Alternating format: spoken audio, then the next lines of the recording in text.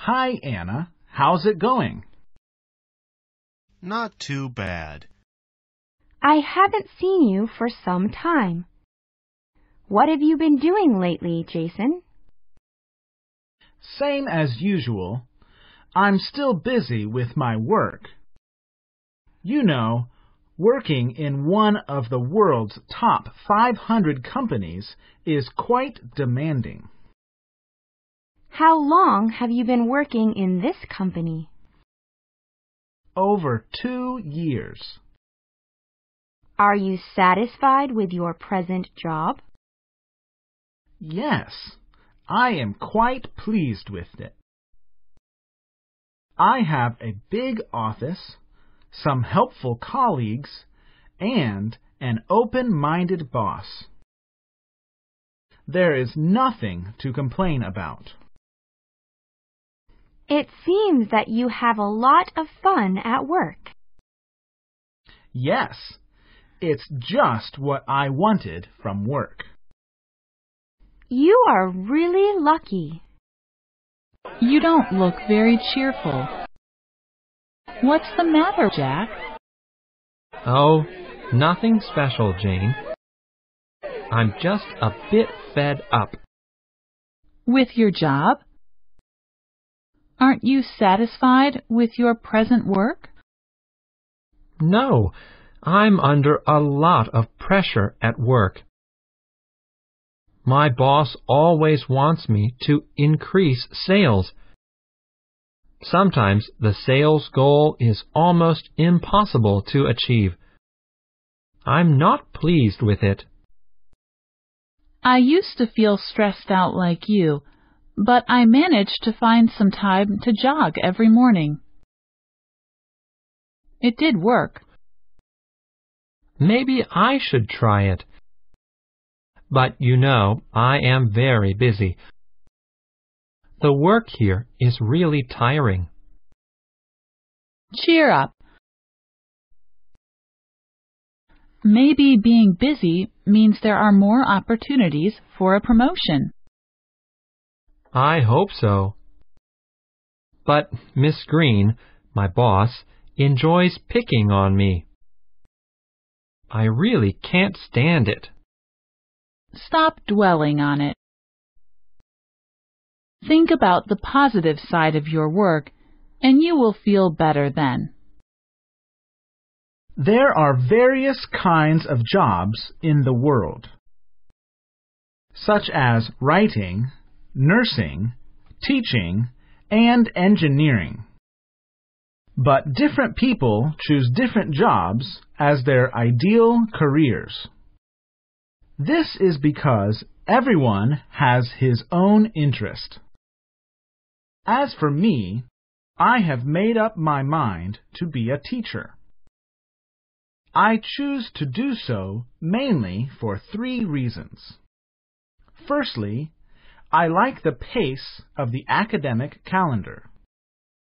2 long vacations offer me an opportunity for reflection, research, and writing. Secondly, I can have the opportunity to motivate myself to keep on learning. Finally, being around the students who are beginning to change and grow, I can get improvement too. When I grow up. In kindergarten, my class was asked, "What do you want to be when you grow up?" Crayons danced across sheets of paper to illustrate our dream jobs. Our drawings were hung in the hallway for our parents to see at back-to-school night. I remember looking down the line and seeing pictures of ballet dancers dancing, firefighters putting out a big fire, and spacemen leaping across the moon. Jobs that were seen as typical dreams of 5-year-olds. My picture showed a stick figure with brown hair holding a bottle of orange juice over something like a counter. Underneath was my hardly readable handwriting. When I grow up, I want to work at the market basket because it would be fun to swipe orange juice across the scanner at the checkout counter. To this day, my parents won't let me forget that out of everything I could have wished to be, my 5-year-old self wished to work at the local grocery store. When we are young, questions of what we want to be when we grow up are common. Yet we are not expected to respond with an answer that is likely to come true. When we become teens, we are asked the very same question twice as often. The difference is that we are supposed to answer with confidence. As teenagers, we are expected to know exactly what we want to be and how we are going to achieve that goal. Not all of us can be so sure. Even though I am in high school, I cannot answer confidently. But I don't consider that a bad thing. How am I supposed to know what I will want to spend my time doing at age 40? When I think about the future, I definitely don't see myself working at the market basket. But in reality, if that was what would make me happy, I would do it. So, the next time someone asks me what I want to be when I grow up, I will simply say, happy. Happiness is a destination for everyone. We may want to take different paths in life, but we all want to be happy wherever we end up. Choose your path, but don't worry too much about whether your choice is right or not. Make a mistake or two and try new things. But always remember, if you're not happy, you're not at the end of your journey yet. Football, the game of life. Since I was 5 years old, I have been playing the game of football. I believe that football is not just a ball game, but also a game about life. When I am not on the field, I enjoy watching other kids play the game. They play without fear, reason, and with a huge grin on their faces. As I've grown into the real world, I have begun to see the ties between life and football. As I look down the line, I see everyone dripping sweat. I see the pain on each player's face. The coach blows the whistle, and everyone starts rushing to the other end of the field.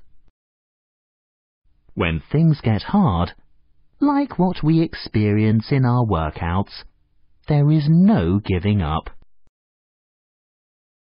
If we give up and quit, we may lose and be defeated.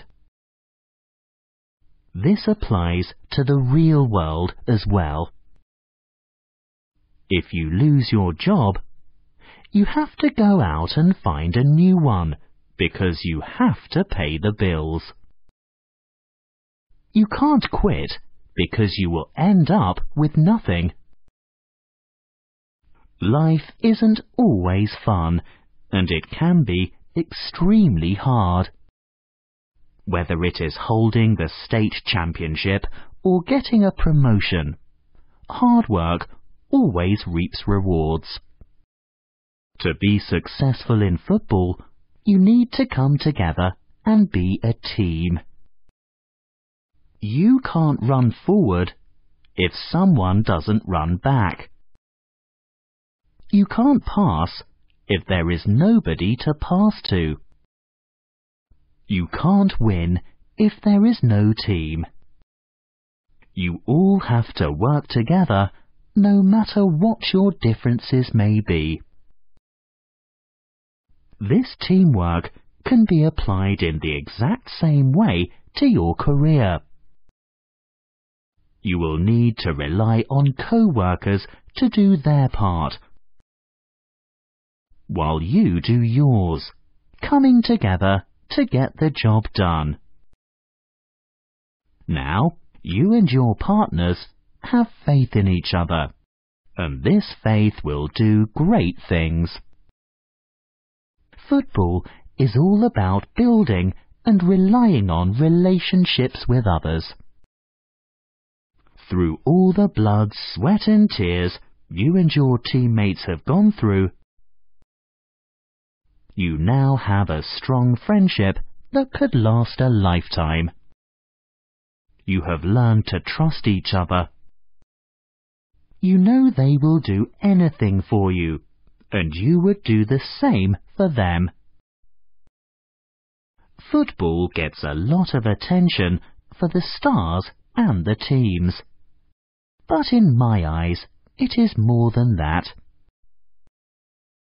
I see life lessons that are there for us to learn and prepare us for the real world. Football has been, and continues to be, an inspiration in the game of life.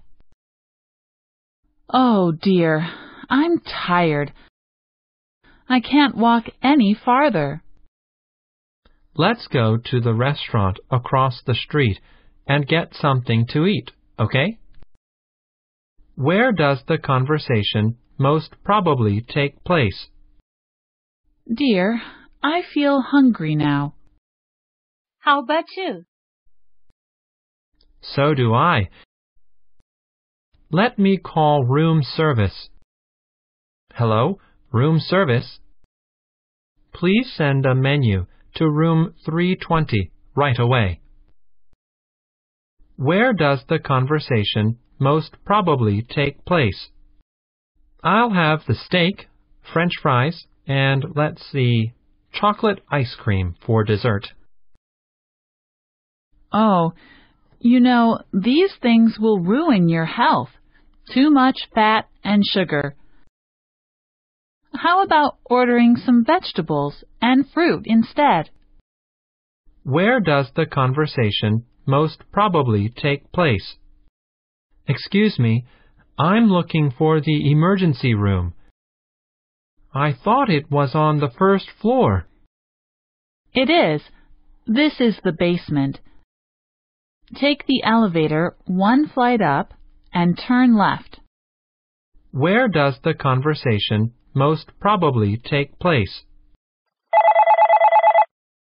Hello, this is Quay Restaurant. Hello. I'd like to make a dinner reservation. Could I know when you're coming, sir? Tuesday night. Could you tell me what time you'd like to come? Our first choice would be 7 o'clock, or perhaps 7:30. 7 o'clock is fine. I'd like to know how many of you will come, sir. I'd like to reserve a table for 8, please. And could I have a table by the window? Let me see what's available. Yes, we have one. May I have your name and phone number, please? Great! My last name is Foster, and my phone number is 150-1098-9616. Thank you, Mr. Foster. See you this Tuesday at 7 o'clock. Thanks for your help. I look forward to having a wonderful dinner in your restaurant. Top Art School, what can I do for you? Hello, I'd like to study painting. Could you please tell me what courses you offer? Our subjects cover almost every painting style, such as oil painting, watercolor painting, traditional Chinese painting, and so on. I'm more interested in oil painting. Do you mind telling me more about it? The course is given twice a week for 2 months, and the tuition fees are 1,600 yuan. Okay. Could you be more specific about what I will learn from the course? It includes a brief introduction to oil painting and its basic techniques. You will learn to appreciate the paintings of some great masters such as Da Vinci, Raphael, and so on. And then you will finish your own work under the teacher's guidance. Are you saying that after the course I could paint myself? If you can keep up with the course, that is definite. Good. I'll think it over and call you later. Thanks a lot. Good morning, class. Today, I'd like to introduce some English expressions about animals. Cats are one of the most popular pets among Americans. So it's not surprising that there are many expressions about cats in American English. If someone looks very proud and satisfied with himself, we might say, "He looks like the cat that ate the canary." If you reveal a secret or a surprise by accident, we can say, "You let the cat out of the bag." If you couldn't speak or answer a question, someone might ask, "Has the cat got your tongue?" And for the way you behave in class when the teacher leaves, we sometimes say, "When the cat's away, the mice will play," meaning to do what they want and have fun when there is no supervision. You may have also heard the expression, "Curiosity killed the cat." This is to warn someone not to ask too many questions, as it might get them into trouble. Dog talk. Every dog has its day. Americans have many expressions using the word dog. Nowadays, people in the United States love their dogs and treat them well. They take their dogs for walks, let them play outside, and give them good food and medical care. However, dogs without owners to care for them lead a different kind of life. The expression, "to lead a dog's life," describes a person who has an unhappy existence. Some people say, "We live in a dog-eat-dog world." This means that when many people are competing for the same things, like good jobs, they are quick to forget their basic humanity. They also say that a person has to work like a dog to be successful. This means they have to work very, very hard. Such hard work can make people dog-tired. And if we fall ill or become miserable, we might become sick as a dog. Still, people say every dog has its day. This means that every person enjoys a successful period during his life. To be successful, people often have to learn new skills. Yet some people say that you can't teach an old dog new tricks. They believe that older people do not like to learn new things and will not change the way they do things. Some people are compared to dogs in bad ways. People who are unkind or uncaring can be described as meaner than a junkyard dog. Junkyard dogs live in places where people throw away things they do not want. Mean dogs are often used to guard this property. They bark at or attack people who try to enter the property. However, sometimes a person who appears to be mean and threatening is really not so bad. So we also say, his bark is worse than his bite. Many dogs in the United States sleep in a safe little house near their owner's home. These dog houses provide shelter. Yet they can be cold and lonely in the winter. Husbands and wives use the term dog house when they are angry at each other. A woman might get angry at her husband for coming home late or forgetting their wedding anniversary. She might tell him that he is in the doghouse. She may not treat him nicely until he apologizes. However, the husband may decide that it is best to leave things alone and not create more problems. He might decide, therefore, to let sleeping dogs lie. Dog expressions also are used to describe the weather.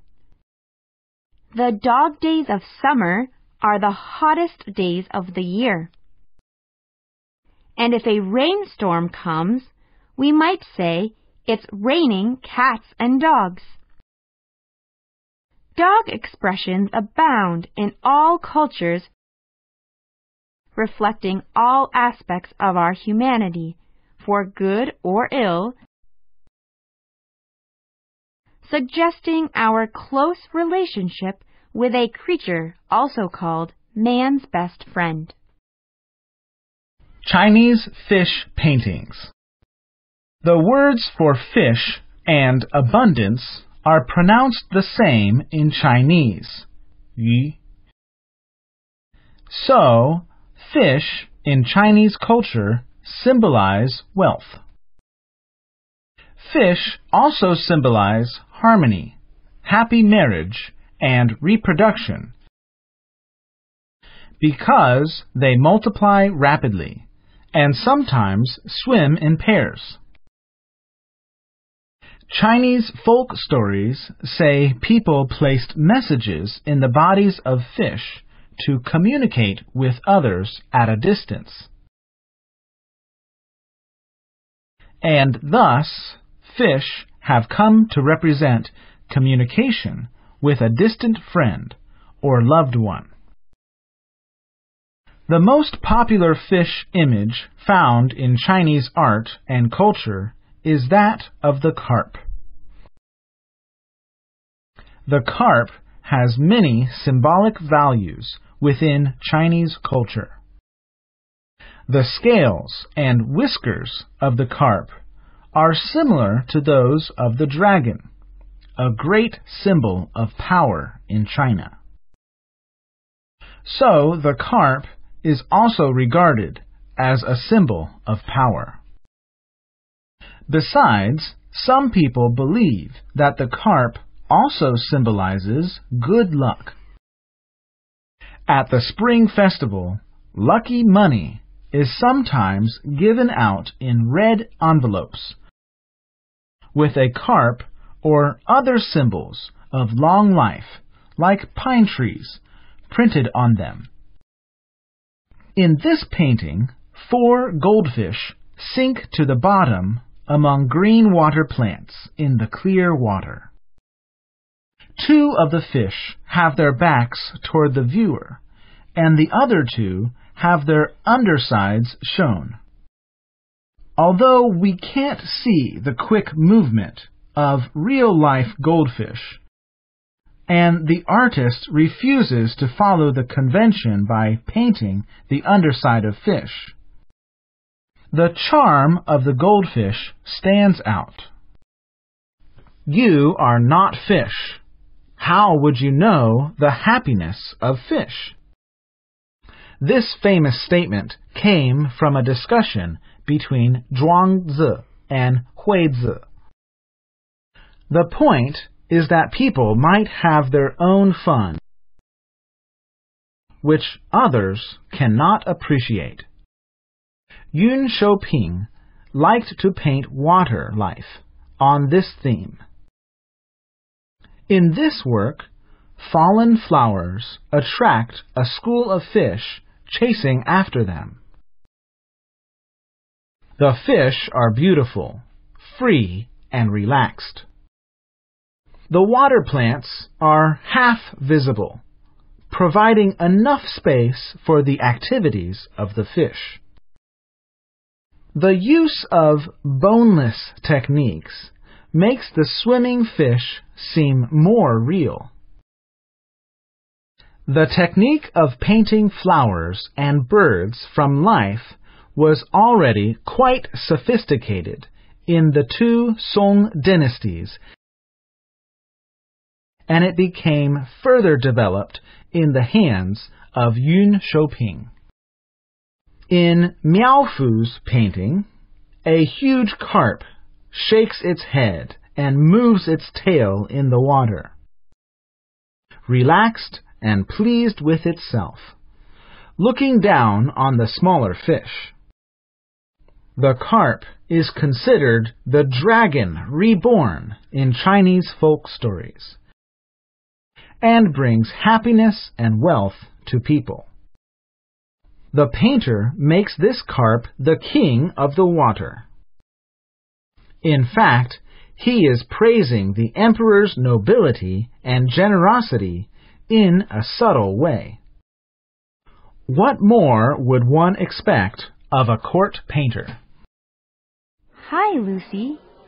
I notice that you are eating less than before. Are you trying to lose weight?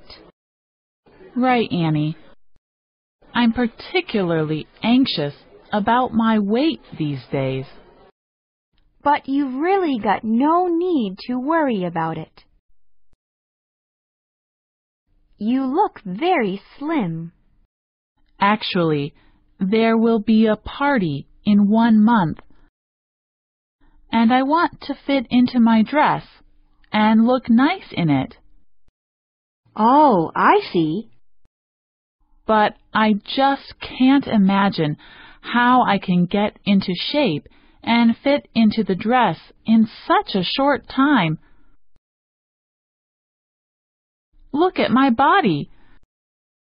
I can't help worrying. But I don't think dieting really works. It's better to have a healthy lifestyle, eating more fruits and vegetables,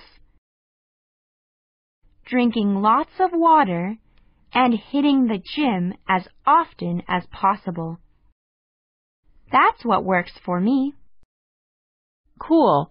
Well, I'll keep your words in mind. Sandy, what's the matter? You don't look well.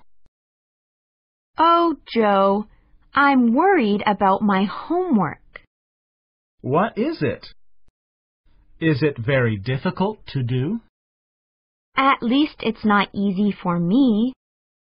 It is a composition. We need to hand it in tomorrow morning. It's really worrisome. There's nothing to worry about. Tell me what it is about. The title of the composition is, Should the University Campus be Open to Tourists? Just the thought of writing such a composition makes me worry. Try not to worry. I'll give you a hand. In the first paragraph, you can just state that visiting universities has become increasingly popular. But I don't think the university campus should be open to tourists. Okay, very good. Then state your own opinion in the following part, and give your reasons why you disapprove. 2 or 3 reasons should be enough. In the last paragraph, just restate your opinion. That doesn't sound so hard. I'll try it. Thank you for your help. Wang Shu, born on November 4th, 1963, in Urumqi, Xinjiang, is a famous architect in China. He is also the dean of the School of Architectural Art of the China Academy of Art. In 2012, Wang became the first Chinese citizen to win the Pritzker Architecture Prize, the world's top prize in architecture. Instead of looking toward the West for inspiration, Wang tries to develop a new language for Chinese architecture. He roots his works in Chinese history and culture, and creates modern buildings by making use of traditional materials and techniques. For instance, the Xiangshan campus of Hangzhou's China Academy of Art he designed has a roof built with 2 million tiles collected from traditional houses. Wang's success, to some extent, can inspire other Chinese architects to follow in his footsteps.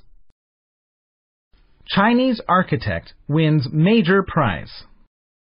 I was delighted to hear the recent news that the Chinese architect Wang Shu had been awarded the Pritzker Architecture Prize. As a Canadian architect working on many projects throughout China over the last 15 years, I have been fortunate to work together with many great Chinese architects and artists. I was not so surprised to hear the news, as I have witnessed a cultural renaissance in the arts in China, in particular in the fields of contemporary art and architecture. I continue to be amazed by the hunger in the creative community here for individual and cultural expression.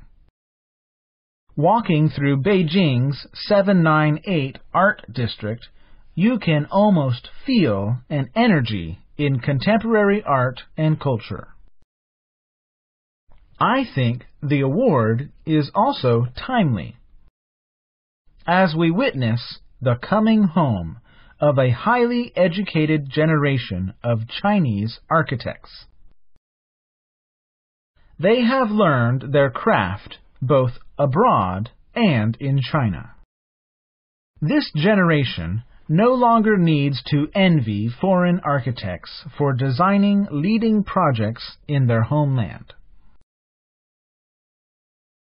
Sure, we live in a global culture, and there will always be an interest in international cooperation in China. But the days of Chinese architects sitting in the background, with the task of working out the construction details of someone else's vision, are quickly coming to an end. Wang's award is a very positive sign for China. Who can interpret the regional and cultural forces better than those living among them? Perhaps we are witnessing a turning point, a time when China can draw upon its own culture makers, rather than depending on the ideas and cultural interpretations of China from those abroad. I am particularly pleased that, of all the great architectural talent in China, Wang was given the nod. For me, his greatest contribution is in how he uses his creative power to balance the interpretation of regional and cultural influences with his highly artful and personal vision. His designs are bold contemporary solutions, yet tap into the memory and history of place. I am sometimes troubled by what I see being built in cities like Beijing, Shanghai, and elsewhere in China, which have almost become a foreign architect's playground. The designs are often featureless and could easily have been built in Houston, Amsterdam, or Vancouver. Wang's work stands as an example of what China needs to be doing more of: providing buildings that speak to the land, culture, people, and sense of place. It is interesting to see that the tables have now turned. In the past, young Chinese architects have been eagerly learning from Western works. Now, foreign architects are being inspired and influenced by Wang's works. This award will surely inspire young Chinese designers to have confidence in themselves. They no longer need to look abroad to decide what kind of creative language is suitable for China's bright future. An Englishman, William Lindsay, may be the only person on Earth who has travelled on foot for 2,470 kilometres by following the ruins of the Great Wall from Shanhaiguan to Jiayuguan. When he finished, he felt more relieved than happy. It had been such a long adventure. Yet his interest in the Great Wall has grown even stronger since the trip. In fact, he was so crazy about it that he bought a farmhouse near one of the most beautiful locations along the wall. He now thinks the farmhouse is his home, and that he is really living his dream. The Great Wall snakes across China's landscape like a huge sleeping dragon, rising and falling with the contours of the countryside. William believes the Great Wall is the world's greatest open-air museum. And when people walk on it, they are walking on history, which is totally unique and makes the Great Wall a real wonder of the world. The person responsible for this great world wonder was Emperor Qin. During his time, the map of China looked like a 7-piece jigsaw puzzle, formed from the 7 kingdoms fighting for power. One of these kingdoms, the Qin Kingdom, conquered the other 6 to create what is regarded as the first united empire in Chinese history. Emperor Qin was self-important and ambitious, but he knew he could never defeat the ruthless horse-riding warriors to the north, the Huns, decided that a wall should be built to prevent the Huns from invading again. And it took Emperor Qin about 7 years to achieve his goal. It is worth mentioning that the project was built by using nothing more than bare hands and simple tools. And for the next 2,000 years or so, Chinese dynasties kept on building walls. In the end, a whole network of walls spread across the northern part of the country, extending about 20,000 kilometers in total. In the past, the Great Wall of China served very real, practical needs to defend the country. Now it is regarded as a symbol of the Chinese nation. The Great Wall brought William to China, and now keeps him here. He has dedicated more than 10 years of his life to researching the wall, understanding the wall, and coming to truly appreciate what makes it such a historical marvel. We modern people may wonder if our best work still lies ahead. What will we build? Where will we build it? Whatever we do, it will need to be spectacular to top this significant man-made wonder, the Great Wall. Please hurry up. It's already 5. 3/4 later, my train is leaving. Don't worry, madam. I'll get you there in time. When is the train leaving? It's 9 already. Why doesn't the meeting start? Well, the secretary says it is delayed 30 minutes. When will the meeting begin? Could you give me some information about buses for Washington, please? They leave every hour. You just missed the 9 o'clock bus. When is the next bus leaving? Say, what time is it? Is it really only 7:15? My watch says 8:15. You forgot to set your watch back. What time is it now? What's the time to leave? 5:30. That only leaves us 15 minutes to get to the airport. When does the conversation take place? It's 10 o'clock now. I wonder when Jack will come here. Just now, I got a call, and his wife said he left home 30 minutes ago. When did Jack leave home? Tommy, you are using too many plastic bags. Oh, but I hate to take reusable bags every time. So you take a new bag every time you buy something? What's wrong about that? It is such a waste and bad for the environment. Don't make a fuss, Amy. It's not that serious. It is very serious. It's very harmful to the environment. You know, plastic bags aren't biodegradable.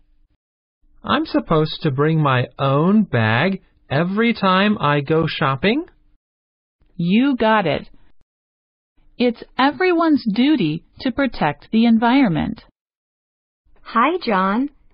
There'll be a charity show next weekend. Are you interested in coming? What kind of charity show? It's a concert organized by the Students' Union. Its purpose is to raise funds for the children in remote areas. It sounds like you're doing something worthwhile. Yes, I think we're all supposed to help those in need. So, would you like to join us? Of course. I ought to do my bit and contribute to society. But, Mary, have I got to practice very often? I have an optional course every other evening. I don't think you have to. You can practice on your own. But I think you must take part in the final rehearsal. World Car Free Day was first started by over 30 cities in France on September 22, 1998. It was started to protect the environment.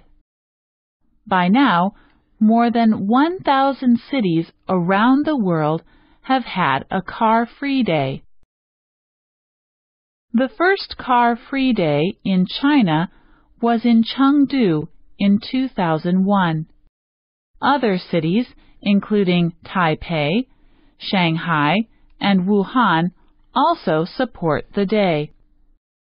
In Beijing, more and more people are joining the campaign. It asks drivers to leave their cars at home for one day every month and to walk or ride a bike to work. It also calls on Beijingers not to use cars on June 5th, the World Environment Day. The slogan for the day is, "If we drive for one less day, we can have one more nice day." So far, more than 200,000 drivers have shown their support.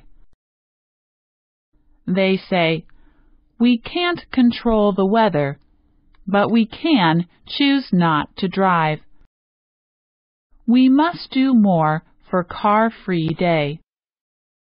Is there life on Earth? There was great excitement on Venus this week. For the first time, Venusian scientists managed to launch a satellite in orbit around the planet Earth. And it has been sending back signals as well as photographs ever since. The satellite was directed over an area known as Manhattan, named after the great Venusian astronomer Professor Manhattan, who first discovered it with his telescope 20,000 light-years ago. Because of excellent weather conditions and strong signals, Venusian scientists were able to get valuable information as to the possibility of landing a manned flying saucer on Earth. A press conference was held at the Venus Institute of Technology. We have come to the conclusion, based on the satellite findings, Professor Zog said, there is no life on Earth. How do you know this? The science reporter for the Venus Evening Star asked. For one thing, Earth's surface is composed of solid concrete, and nothing can grow there. For another, the atmosphere is filled with carbon monoxide and other deadly gases, and nobody could possibly breathe this air and survive. What does this mean as far as our flying saucer program is concerned? We shall have to take our own oxygen with us, which means a much heavier flying saucer than we have planned. Are there any other difficulties that you have discovered in your studies? Take a look at this photo. you see this dark black cloud over the surface of Earth? We don't know what it is made of, but it could give us a lot of trouble. And we shall have to make further tests before we send a Venusian there. Over here, you will notice what seems to be a river. But the satellite findings indicate it is polluted and the water is unfit to drink.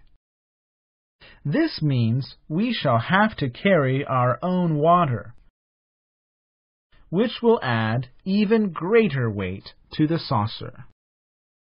Sir, what are all those tiny black spots on the photographs?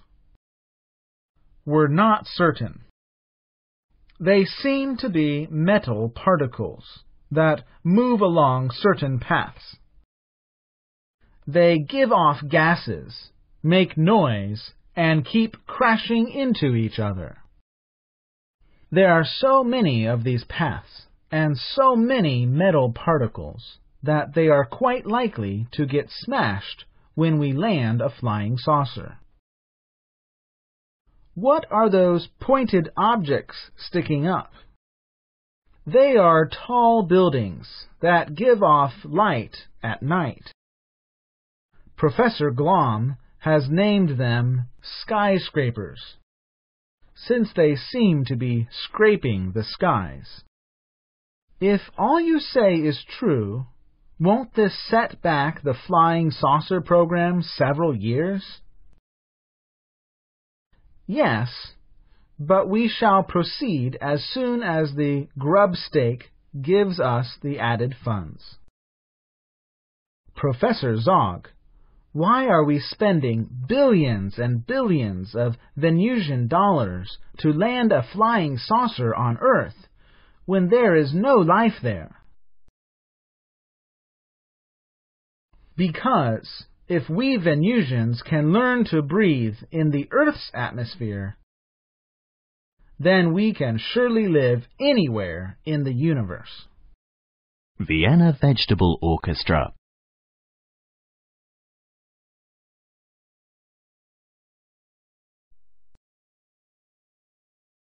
No one says that to members of the Vienna Vegetable Orchestra. They're serious about playing with their food. They make music by playing instruments made from fresh vegetables. This orchestra was founded in 1998. Its excellent musicians are not musicians by trade. We all have musical experience in different projects, but none of us have finished classical music training, said Ernst Reitermeier, one of the group members. In fact, group members have other careers that include medicine, sound engineering, computing, and art. Members of the Vienna Vegetable Orchestra are known for trying new ideas. They create and carve their own instruments just before each performance. Their creative vegetable instruments include carrot flutes, pumpkin bass drums, pepper bells, leek violins, just to name a few. Vegetable instruments sound best when they're fresh. You can't play on a rotten cucumber, one group member said.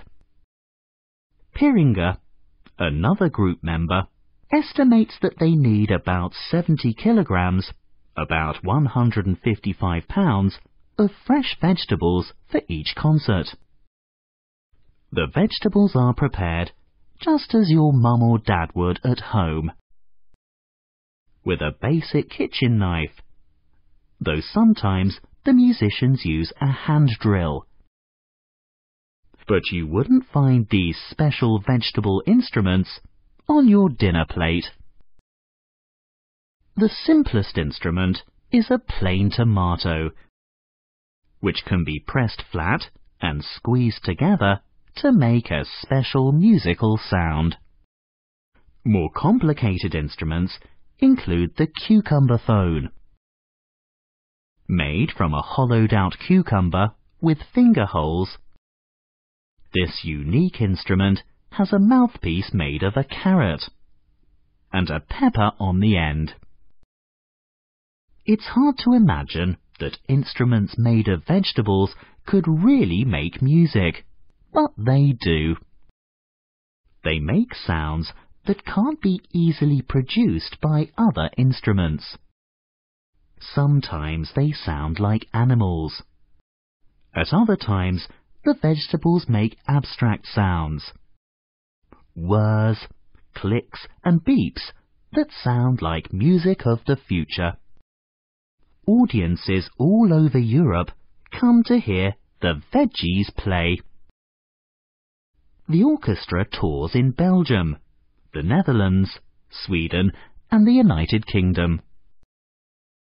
They have 2 CDs, and they're also experimenting with a video. According to Ernst, the group's music is contemporary. Our program ought to make sounds like electronic music, he said. Onion skins are the key. We use them for that digital, funny sound, said Nikolaus, another group member. What happens to all those vegetables when the show is over? The veggies employ a cook.